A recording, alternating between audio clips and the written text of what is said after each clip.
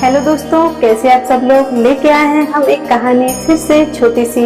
अगर आपको हमारी ये कहानी पसंद आए तो जरूर बताइएगा, और आपको हमारी कहानी कैसी लगती है ये भी हमें बताइएगा। तो चलिए सुनाते हैं हम आप। किसी राज्य में एक राजा राज करते थे जो बहुत ही धर्मात्मा थे। एक समय की बात है, उन्होंने अपने राज्य में एक घोषणा करवाई और उन्होंने एक ऐसी चुनौती रखी कि उस चुनौती पर सभी लोग खरा उतरना चाहते थे।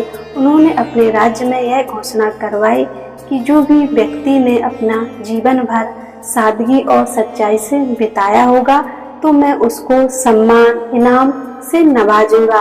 अब क्या था, पूरे राज्य में इसकी घोषणा करवा दी गई। अब हर कोई यही चाहता था कि हम राजा के सामने कैसे खरे उतरे। सभी के मन में यह हलचल थी और सभी लोग इनाम पाना चाहते थे। उसी राज्य में एक ईमानदार किसान भी रहता था। उसने अपना पूरा जीवन सादगी और ईमानदारी के साथ बिताया था। चाहे उसके आस पड़ोसी हो, खेती का काम हो, नाते रिश्तेदार हो, सभी के साथ उसका अच्छा व्यवहार था। उसकी कभी भी किसी से लड़ाई भी नहीं हुई थी, इसलिए उसे सभी लोग अच्छा कहते थे।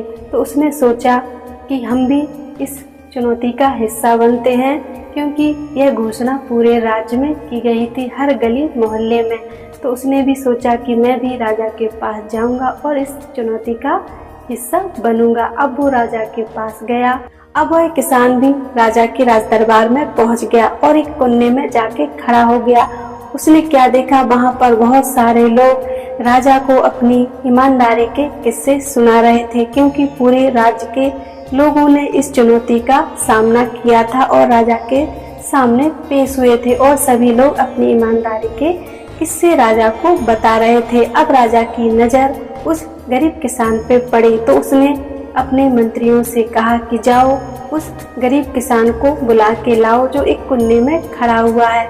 तब वहाँ के राजमंत्री उस गरीब किसान को राजा के पास लेके आए और उसने भी अपने किस्से राजा को सुनाए। उसने कहा कि मैं जिस खेत में काम करता था वहाँ पर मुझे सोने के सिक्के मिले थे।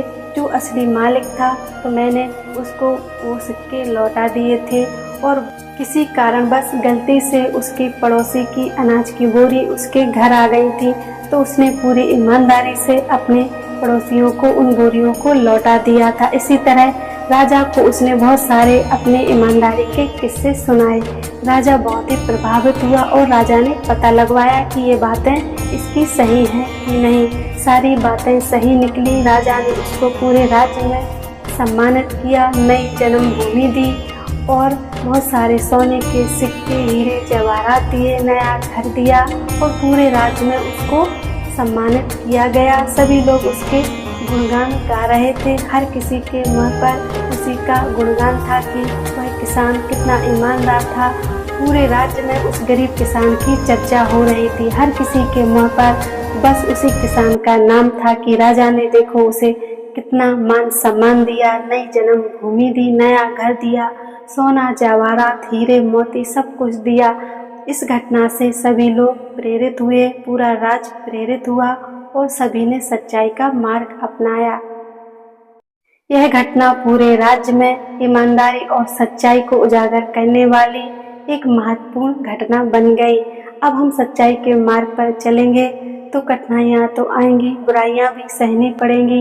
इसलिए कहते हैं कि सच्चाई का मार्ग भले ही कठिन हो, लेकिन जो सच्चाई के मार्ग में सुकून और ईमानदारी होती है वो हमें जरूर अपनानी चाहिए।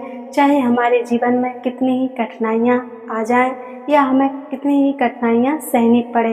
अगर आपको हमारी ये कहानी छोटी सी पसंद आई हो, धन्यवाद।